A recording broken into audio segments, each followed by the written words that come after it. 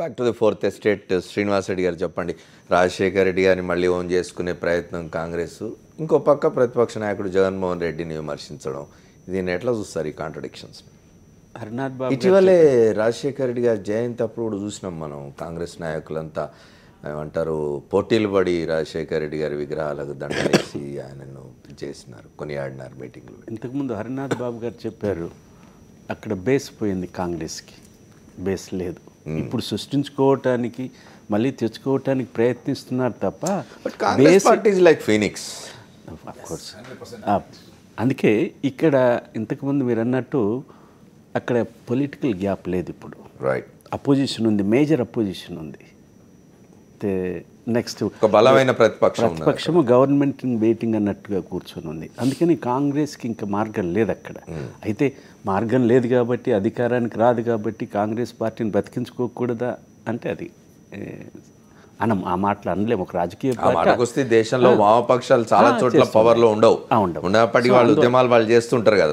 అందుకని కాంగ్రెస్ పార్టీని సర్వైవ్ చేసుకోవటానికి, పునరుద్ధరించుకోవటానికి, జవసత్వాలు ఇచ్చేయటానికి ఖచ్చితంగా చేయాల్సిందే. అది ఇప్పుడు కాంగ్రెస్ పార్టీని ఆ రకంగా తీసుకెళ్ళటానికి రాహుల్ గాంధీ ప్రయత్నం చేస్తున్నాడు. ఆల్ ఇండియాలో ఇతర రకాలుగా 6 రాష్ట్రాలు తిరగటము, ఆయన అన్నట్టుగా వ్యవహరించటము, గతం కన్నా బాగా ఫోర్స్ఫుల్గా మాట్లాడటం ఇష్యూస్ మీద, అదొక ఎత్తు.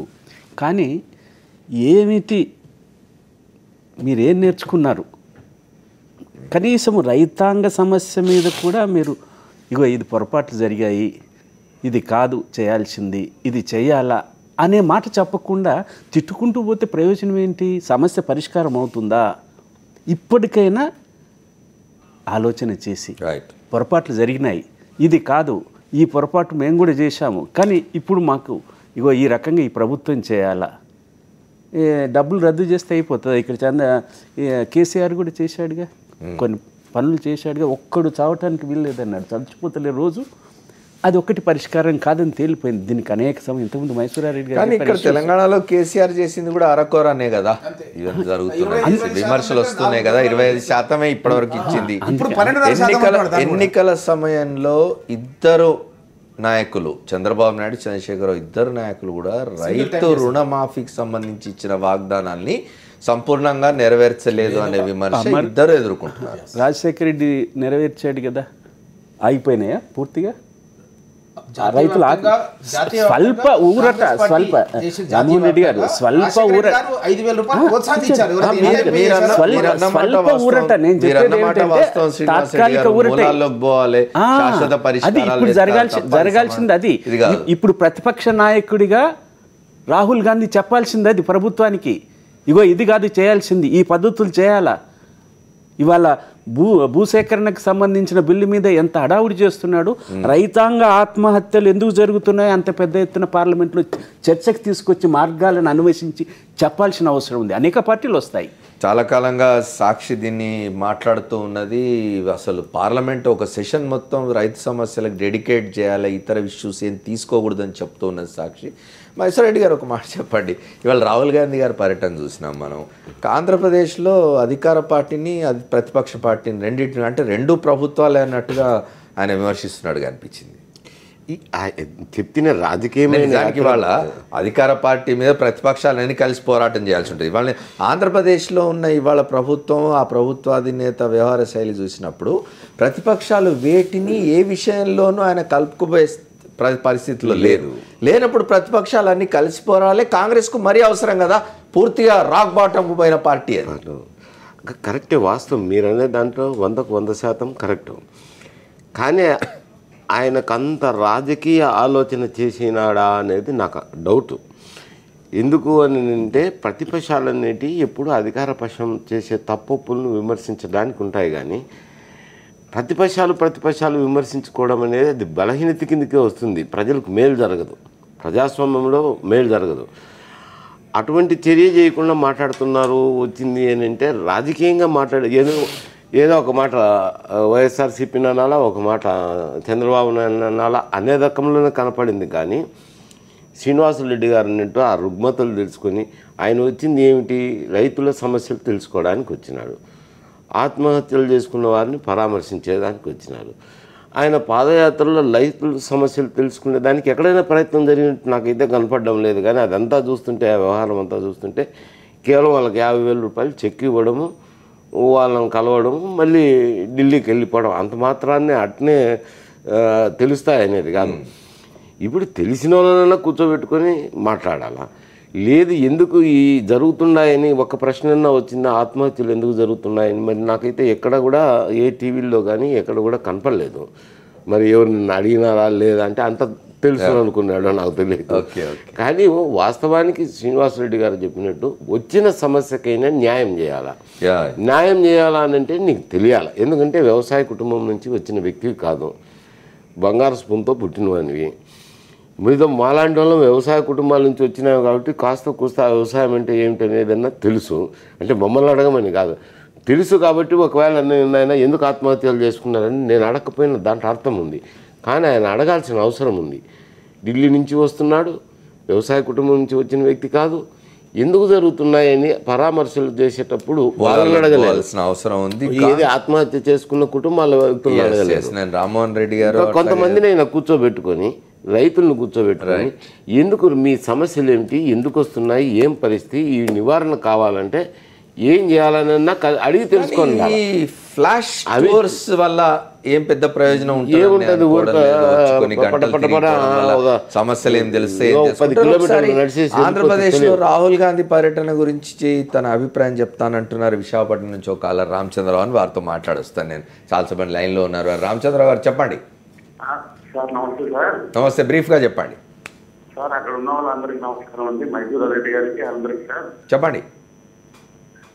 అదే రాహుల్ గాంధీ ఇప్పుడు రైతు భరోసా యాత్ర చూసింది కదండి. మరి ఎన్ని రోజులు వాళ్ళు పార్టీ 10 సంవత్సరాలు బట్టి పరిపాలించారు. ఆ టైంలో ఒక రైతు కూడా పలకరించలేదు. హలో చెప్పండి చెప్పండి. అదే పలకరించలేదు. మరి ఎన్ని రోజులు బట్టి పలకరించకుండా ఇప్పుడేమో ప్రతిపక్షం నుండి కనీసం పార్లమెంట్ లో ప్రస్తావించకుండా ఇక్కడ తిరిగితే సుఖమే ఉందండి. ఓకే, థ్యాంక్ యూ రామచంద్రరావు గారు. We got your point. Sir Rammohan Reddy గారితో మాట్లాడదాం. రామ్మోహన్ రెడ్డి గారు చెప్పండి. అంటే నేను what point I'm trying to drive is రైతు సమస్యలు సరే, ఇటు రాజకీయ కోణంలో చూస్తే రాజశేఖర రెడ్డి గారి విగ్రహానికి దండేస్తారు మీరు. అక్కడ ప్రతిపక్షాలన్నింటినీ కలుపుకొని వాళ్ళ వామపక్షాలనేవి, వామపక్షాలకు కూడా చట్టసభలు స్థానాలు లేకపోవచ్చు. కాంగ్రెస్కి ఎట్లా అయితే లేవు ఆంధ్రప్రదేశ్లో, వామపక్షాలకు కూడా చట్టసభలు స్థానాలు లేవు. వామపక్షాలు ఉన్నవి. కాంగ్రెస్ పార్టీ వామపక్షాలని బలమైన ప్రతిపక్షంగా ఉన్న వైఎస్ఆర్ కాంగ్రెస్ పార్టీని కలుపుకొని పోయి అధికార పక్షంతో పోరాటం చేయాలి. కానీ ఇవాళ అధికార పక్షాన్ని ప్రతిపక్షాన్ని రెండింటినీ కూడా ప్రభుత్వాల్లాగానే చూశాను విమర్శించడాన్ని ఎట్లా చూడాలి? ఖచ్చితంగా అధికార పక్షానికి వ్యతిరేకంగా కూటమిగా తయారై పోరాటం చేయాల్సిన అవసరం ఉంటుంది. బట్ అక్కడ ఆ లోపం ఉంది కాబట్టి ఆ లోపాన్ని సరిదిద్దడానికి తను మాట్లాడడం జరిగింది. ముఖ్యంగా ఇంతకుముందు మాట్లాడుతూ రైతు కుటుంబం నుంచి రాలేదు అన్నాడు మహేశ్వర్ రెడ్డి గారు. అతను ఏ కుటుంబం నుంచి వచ్చిండు అన్నది మనందరికీ తెలుసు. అంటే తన నాయనమ్మ ఇందిరాగాంధీ గారు తనని సిక్కు ఉగ్రవాదులు ఊచకూత గురేసి చంపడం జరిగింది. తన తండ్రి రాజీవ్ గాంధీ గారిని తమిళ ఉగ్రవాదులు చంపడం జరిగింది.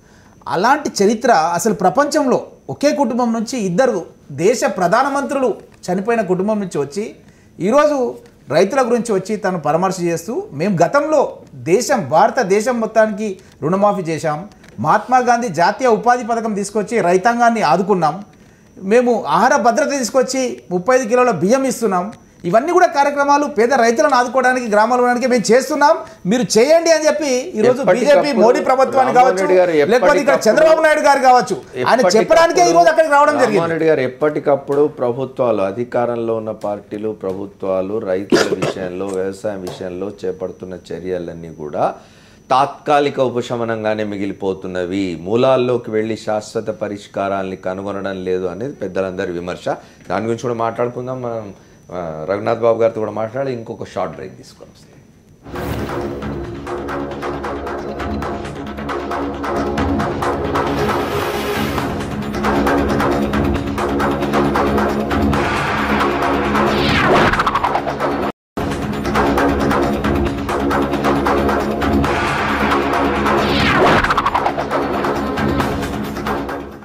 Welcome back to the fourth estate. మనం రాహుల్ గాంధీ ఆంధ్రప్రదేశ్ పర్యటన గురించి మాట్లాడుకుంటున్నాం. సాక్షి.comలో చాలామంది తమ అభిప్రాయాలు తెలిపారు. ఒకటి రెండు చెప్తాను నేను. కాంగ్రెస్ పార్టీకి ఆంధ్రప్రదేశ్లో ఇక అవకాశమే లేదు. వైఎస్ఆర్ మరణంతోనే కాంగ్రెస్ పోయింది. పశ్చిమ బెంగాల్లో ఉన్నట్టు నామమాత్రంగానే దాని ఉనికి మిగిలి ఉంటుందని చెప్పి డి మధుసూదన్ రావు చెప్తున్నారు. పోగొట్టుకున్న చోటే వెతుక్కోవాలని వచ్చారేమో. ఇక్కడ కాంగ్రెస్ను మీ కుటుంబాన్ని నమ్మేవారు లేరు. మీరు కాలగర్భంలో కలిపేసుకున్నారు అవకాశాన్ని. 10 కిలోమీటర్ల పాదయాత్ర చేస్తే కాళ్ళ నొప్పులు వస్తాయో కానీ 10 ఓట్లు కూడా రావు ఆంధ్రప్రదేశ్లో అని పాండు యాదవ్ చెప్తున్నారు. రామ్మోహన్ రెడ్డి గారు చెప్పండి. బీజేపీ కూడా దేశవ్యాప్తంగా 2 పార్లమెంట్ సీట్లు వచ్చినాయి. ఈ రోజు స్వతంత్రంగా కూడా ప్రభుత్వాన్ని ఏర్పాటు చేసే స్థాయికి ఈ రోజు బీజేపీ వచ్చింది అంటే చాలా మంది బీజేపీ కూడా నేపథ్యంలో జరిగింది. అసలు బీజేపీకి నూకలు చెల్లినాయి, 2 సీట్లు వచ్చినాయి అన్నారు. ఈ రోజు బీజేపీ ప్రభుత్వాన్ని ఏర్పాటు చేసింది. అదే మనకు లైవ్ ఎగ్జాంపుల్. కాబట్టి రామ్మోహన్ రెడ్డి గారు రామ్మోహన్ రెడ్డి గారు ఒక్క సెకండ్ నేను మిమ్మల్ని ఇంటరప్ట్ చేస్తాను. 1984లో బీజేపీకి దేశవ్యాప్తంగా 2 స్థానాలు రావడాన్ని జనరలైజ్ చేసి మాట్లాడుకోవడానికి వీల్లేదు. 1984లో ఇందిరాగాంధీ గారి హత్య కారణంగా దేశవ్యాప్తంగా ఒక పెద్ద తుఫాన్ వచ్చి కొట్టుకుపోయింది తప్ప దాన్ని మీరు జనరలైజ్ చేసి ఎట్లా చెప్తారు బీజేపీకి 2 స్థానాలు అనేదాన్ని? రాజకీయాల్లో చాలా మంది పెద్ద పెద్దోళ్ళు కూడా ఓడిపోయారు, పెద్ద పెద్దోళ్ళు గెలిచారు. ఎన్నో పార్టీలు ఓడిపోయినాయి, ఎన్నో పార్టీ గెలిచి మనం చూసినాం చాలా మంది. కాబట్టి ఇదంతా part of this thing only. కాబట్టి ఖచ్చితంగా కాంగ్రెస్ పార్టీకి దేశవ్యాప్తంగా కూడా మంచి అవకాశాలు ఉంటాయి, ఆంధ్రప్రదేశ్లో కూడా ఉంటాయి. ఉండవు అని చెప్పడానికి ఎవరికి కూడా అట్లాంటి జోస్యం చెప్పే ఇది కానీ ఇంకోటి కానీ లేదు. అది మనము అది గమనించాల్సిన అవసరం. అదేవిధంగా మూలాల్లోకి వెళ్ళాలని చెప్పి ఇంతకుముందు పెద్దలు చెప్పడం జరిగింది. మూలాల్లో అంటే ఆంధ్రప్రదేశ్లో జరిగింది ఏమిటంటే రామ్మోహన్ రెడ్డి గారు, తెలంగాణకు ఆంధ్రప్రదేశ్ తేడా ఉన్నది. ఆంధ్రప్రదేశ్ ప్రజల మనోభావాలు తీవ్రంగా దెబ్బతిన్న కారణంగా కదా ఈ రిజల్ట్ వచ్చింది. 0 ఒక్క స్థానం కూడా గెలిచే పరిస్థితి లేకపోయింది. శాసనసభ గెలలేదు, పార్లమెంట్లో గెలలేదు.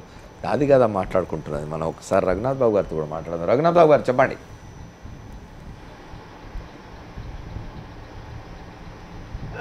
ఇప్పుడు ఈ 2009లో కాంగ్రెస్ పార్టీకి దేశవ్యాప్తంగా చాలా సీట్లు వచ్చినాయి. ఉదాహరణకి యూపీలో 22 అసెంబ్లీ సీట్లు కూడా గెలవలేని చోట 22 పార్లమెంట్. ఆ రోజున రాజశేఖర ఎవరినైనా కానీ ఆయన సక్సెస్ దీన్ని విస్మరించడం జరిగింది. ఇవాళ ఈ 44 దేశానికి 44 పార్లమెంట్ సీట్లు పడిపోయినాక, ఆంధ్రాలో 0 అయిపోయినాక ఇవాళ మళ్ళీ రాజశేఖర రెడ్డి గారిని గుర్తిస్తే తప్పితే మనకి గత్యంతరం లేదు అనేది తెలుసుకున్నారు. ఇది ఒక పాయింట్. రెండో పాయింట్, ఇప్పుడు రామ్మోహన్ రెడ్డి గారు మాట అన్నారు, బీజేపీ 2 సీట్ల నుంచి రాలేదా అని.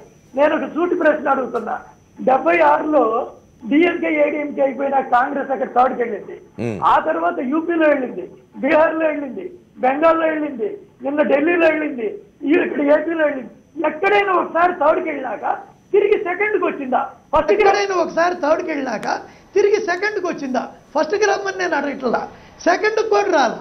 కాబట్టి ఇవాళ కాంగ్రెస్ మొత్తం దేశంలో సగం స్థానాల్లోనే ఉంది.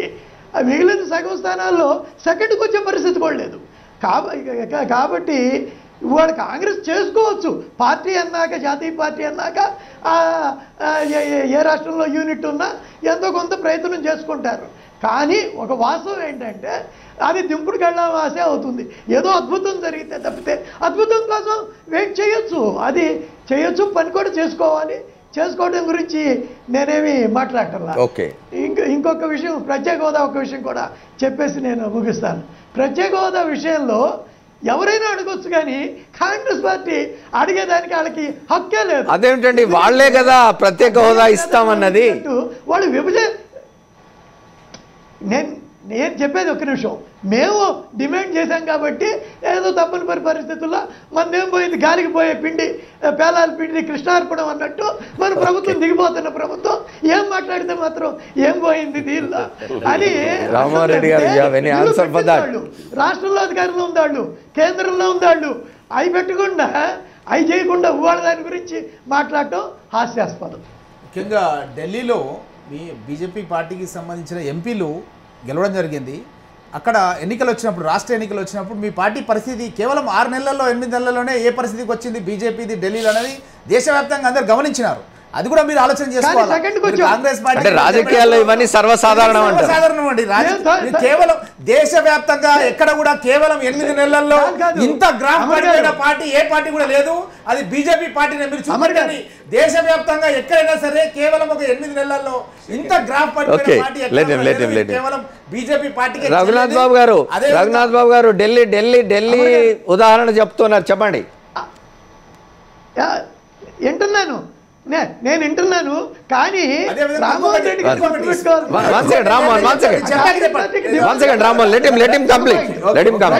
ఇప్పుడు వాళ్ళు ఒక నిమిషం అమర్ గారు చెప్పండి. డిపాజిట్ అనేది గుర్తించల్లా అదే కానీ మా కనీసం సెకండ్ ప్లేస్ లో ఉన్నాం. ఆడు థర్డ్ ప్లేస్ వెళ్ళిన ఒక్క రాష్ట్రంలో నేను ఇన్ని రాష్ట్రాలు చెప్పాను. ఒక్క రాష్ట్రంలో నేను ఇన్ని రాష్ట్రాలు చెప్పాను. ఒక్క రాష్ట్రంలో థర్డ్ ప్లేస్ నుంచి సెకండ్ ప్లేస్ కి వాళ్ళు రాలేదన్న ఇట్స్ అ పాయింట్. మనం డెఫినెట్ గా మాట్లాడుకున్న శ్రీనివాసరెడ్డి గారు ఒక మాట చెప్పండి. అంటే 80s కి ఇప్పటికీ చాలా తేడా ఉన్నది దేశ రాజకీయాల్లో. 80s తర్వాత అనేక రాష్ట్రాల్లో ప్రాంతీయ పార్టీలు వచ్చినాయి, ప్రాంతీయమైన ఆలోచనలు వచ్చినాయి, ప్రాంతీయమైన అవసరాలు వచ్చినాయి, ప్రాంతీయమైన ఇవి వచ్చినాయి. దీని కారణంగా కూడా కాంగ్రెస్ పార్టీ మార్జినలైజ్ అయిపోతూ వచ్చింది. వారు చెప్పినట్టుగా చాలా రాష్ట్రాల్లో సెకండ్ ప్లేస్లో కూడా రాలేని స్థితి.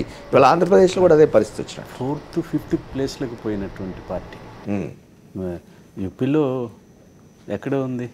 సో అందువల్ల అదొక ఆస్పెక్ట్. ఎందుకంటే కాంగ్రెస్ పరిపాలన చవిచూశారు ప్రజలు. అపోజిషన్ బీజేపీ వచ్చింది. బీజేపీ నిజమే ఇప్పుడు ఏ పార్టీకైనా ఒక ఉదాహరణగా చెప్పాల్సినప్పుడు 2 సీట్ల పార్టీ అధికారంలోకి రాగా మిగతా ఎందుకు రావు అని క్వశ్చన్ చేయవచ్చు. కానీ ఇక్కడ సాపేక్షంగా చూసినప్పుడు బీజేపీ అధికారాన్ని చవిచూడలేదు మొత్తం. ఆ రకంగా గతంలో వచ్చిన పార్టీ కూడా స్వల్ప వ్యవధిలోనే పోవటం ఇవన్నీ ఉన్నాయి. కాబట్టి కొంత ఇంకా అది ఇప్పుడు బీజేపీకి సంబంధించి క్వశ్చన్ మార్క్ అవుతుంది. కానీ ఇవాళ కాంగ్రెస్ పార్టీ పరిస్థితి మాత్రం దేశం మొత్తం మీద జాతీయ పార్టీగా ప్రత్యామ్నాయం బీజేపీకి కాంగ్రెసే అన్న భావన కలిగి ఉంటే ప్రజల్లో ఏదైనా మార్పు వస్తుంది తప్ప అంతకన్నా. సమయం తక్కువ. ఇప్పుడు అప్పుడు ఆ పరిస్థితులు ఈ పరిస్థితులు వేరున్నాయి. ఎందుకంటే నార్త్ ఇండియా, సౌత్ ఇండియాలో కాంగ్రెస్కి బేసింగ్ ఉండేది. కర్ణాటక కానీ, ఆంధ్రప్రదేశ్ కానీ, ఇటువంటి చోట్ల మహారాష్ట్ర కానీ. కానీ నార్త్ ఇండియా వచ్చేసరికి బీజేపీ రీజనల్ పార్టీస్ ఉన్నాయి. మీరు అనేది కాదనలేని సత్యం, రీజనల్ పార్టీస్ ఫోర్స్ అని. అక్కడ బీజేపీ రీజనల్ పార్టీస్ ఉన్నప్పుడు, రీజనల్ పార్టీస్ ఫెయిల్యూర్ అయినప్పుడు బీజేపీకి సీట్లు ఎక్కువ వచ్చి అధికారంలోకి వచ్చిండదు.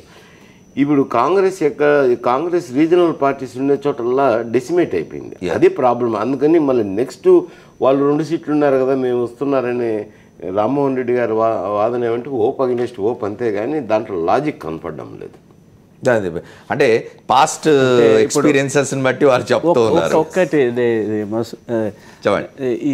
ఇది కొంతవరకు కరెక్టే. కానీ ఇవాళ ఉన్న పరిస్థితుల్లో బీజేపీ అన్ని ప్రాంతీయ పార్టీలను కాదని అధికారంలోకి వచ్చింది. ప్రాంతీయ పార్టీలు కూడా అక్కడ బీజేపీ వర్సెస్ ప్రాంతీయ పార్టీలు ఉన్నాయి. యూపీ అంటే బీజేపీ వర్సెస్ ములాయం సింగ్, మధ్యప్రదేశ్ కాంగ్రెస్. మైసరెడ్డి గారు ఒక్క నిమిషం, అక్కడ మాయావతి ఉంది, ములాయం ఉన్నాడు. కానీ వాళ్ళకి రాలా. బీజేపీకి 80 సీట్లు వర్సెస్ బీజేపీ. అంటే ఎక్కడైతే ప్రాంతీయ పార్టీల మధ్య డివిజన్ ఉందో అక్కడ బీజేపీ లాభపడింది అనుకోవచ్చు. మీరు అని చెప్తారా? We have no time. చెప్పండి. ముఖ్యంగా గతం లోపల నేను సోనియా గాంధీ గారి ప్రోగ్రామ్కి గుల్బర్గాకి పోయినాను. దిగ్విజయ్ సింగ్ గారు పరిగిలో మా ఇంట్లోనే భోంచేసి మేము పోవడం జరిగింది. అక్కడ సోనియా గాంధీ గారు గతంలో ఒక హామీ ఇవ్వడం జరిగింది. ఏంటంటే నిజాం పాలన కింద ఉన్నటువంటి గుల్బర్గా, కోప్పాడు, బిదరు ఈ జిల్లాలకంతా కూడా మేము స్పెషల్ స్టేటస్ ఇస్తాము, ఇవి వెనుకబడి ఉన్నాయి, అంటే బెంగళూరు నుంచి ఇవి వెనుకబడి ఉన్నాయి అని చెప్పి ప్రామిస్ చేయడం జరిగింది. ఆ ప్రామిస్ నిలబెట్టుకునే కార్యక్రమాన్ని నేను అటెండ్ అయినాను. అంటే కాంగ్రెస్ పార్టీ జాతీయ హోదా ఇస్తా అని చెప్పి కర్ణాటక అయితే జిల్లాలకు ఇచ్చిందో ఇక్కడ కూడా పునర్విభజన చట్టంలో జాతీయ హోదా ఇస్తామని చెప్పి పెట్టిన దాన్ని అమలు చేయాల్సిన బాధ్యత బీజేపీ ప్రభుత్వం పైన ఉంది. మీరు 5 ఏళ్లే అంటే వాళ్ళు 10 ఏళ్ళు అన్నారు. అదే 10 ఏళ్ళని అడిగిన వాళ్ళు ఈ రోజు బాధ్యత రహితంగా మాట్లాడుతున్నారు. Thank you very much Srinivas Reddy గారు, మైసూరారెడ్డి గారు, అట్లాగే రామ్మోహన్ రెడ్డి గారు, రఘునాథ్ బాబు గారికి కూడా కృతజ్ఞతలు ప్రత్యేకంగా ఈ చర్చలో పాల్గొన్నందుకు. ఏదైనా రాహుల్ గాంధీ ఆంధ్రప్రదేశ్ పర్యటనకు వచ్చారు. ఈరోజు కొన్ని గంటల పాటు ఆయన అనంతపురం జిల్లాలో రైతులు ఆత్మహత్యలు చేసుకున్న ప్రాంతాల్లో పాదయాత్ర చేసి కొన్ని రైతు కుటుంబాలని పరామర్శించి కొంత ఆర్థిక సాయం కూడా చేసినారు. అయితే ఇక్కడికి రావడం ఆయన రాజశేఖర రెడ్డి గారి విగ్రహానికి పూలమాల వేసి ఆయనకు నివాళులర్పించి యాత్ర ప్రారంభించినారు. ఆంధ్రప్రదేశ్లో వైఎస్ రాజశేఖర రెడ్డి పేరుతో ఆయన దీంతో ఆయన ఆశయాలకు అనుగుణంగా ఒక పార్టీ ఉన్నది. ఆ పార్టీని విమర్శిస్తూ రాజశేఖర రెడ్డి గారిని ఓన్ చేసుకునే ప్రయత్నం కాంగ్రెస్ పార్టీ చేస్తున్నది. ఏ మేరకు లాభపడుతుందో ఆంధ్రప్రదేశ్లో చూడాలి. ఇది వాళ్ళ 4th ఎస్టేట్. సోమవారం నాటి 4th ఎస్టేట్లో మళ్ళీ కలుద్దాం. Stay tune to Sakshi. This is Amar signing off.